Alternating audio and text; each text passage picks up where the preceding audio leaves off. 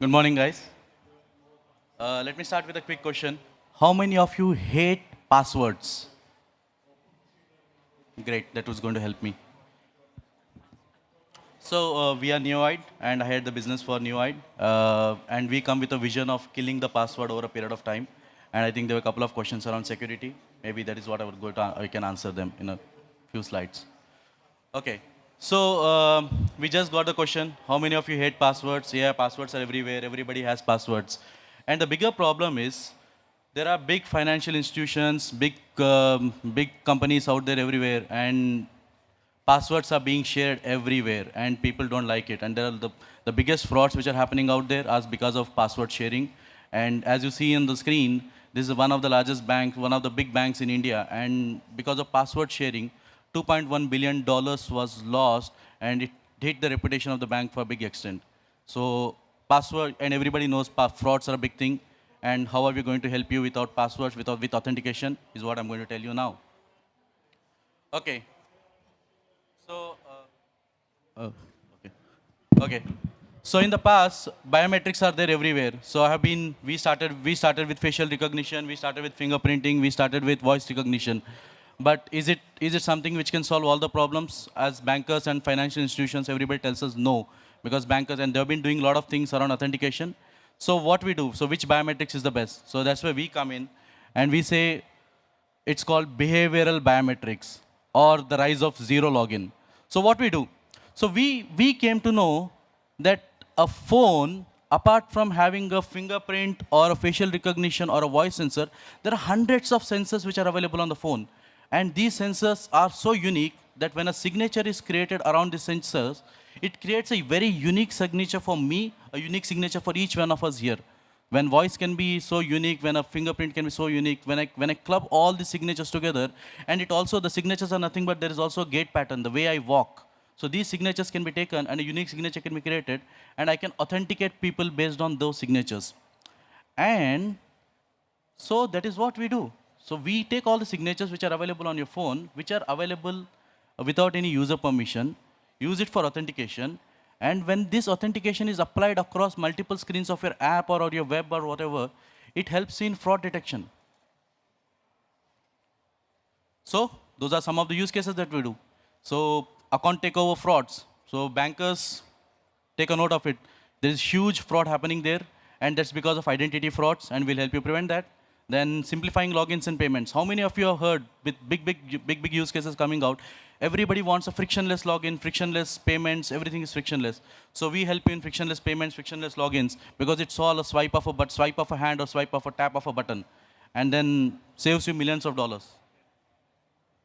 That's our team. We come with a lot of cybersecurity experience. We are white hats. We were into Walmart. We were into everywhere. And then we are incubated in Mac 37. We are incubated in PayPal. And we are doing a lot of pilots. So a lot of companies out there in India, a lot of companies out there in Indonesia, we are doing pilots with them. And yeah, so industry is recognizing us. Thank you. Thank you, Saurabh. Nice work. Judges, questions? So in the fraud world, many attackers will try to identify the weakest link. And your sort of proposal here looks at mobile behavior collection. And how about the web interface? That's where still very popular and you cannot collect. So we have built our SDKs around both mobile and also web. And there are a lot of algorithms which can be done. So the easiest one is your Keystroke Dynamics. The way you type, the way you, it's called flight hall patterns between, like, let's say you're typing my name, Saurabh Sharma. Between S and O and U and R, or between Saurabh and Sharma, the amount of spaces, amount of time you give, that's a very key parameter. And it's so unique between you and me. And again, there is your mouse movement patterns, your trackpad patterns. So there's so many patterns which can be taken, which can be utilized on the web. So we do it on the web as well as on the mobile.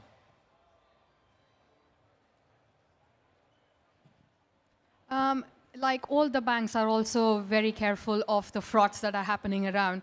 So even banks are providing a lot of authentication mechanisms and tapping into how the customers behave. So what is your USP that you can link up with the banks, especially who are trying to be mobile and the digital banks, that they cannot offer, and you as an expert in the cybersecurity can offer to the banks to ensure the frauds are in their appetite? Great. So I like that question. So now what happens? What happens? There is a concept of continuous authentication. So currently, what banks or anybody is doing, they are providing authentication only on a single page. That is a login page.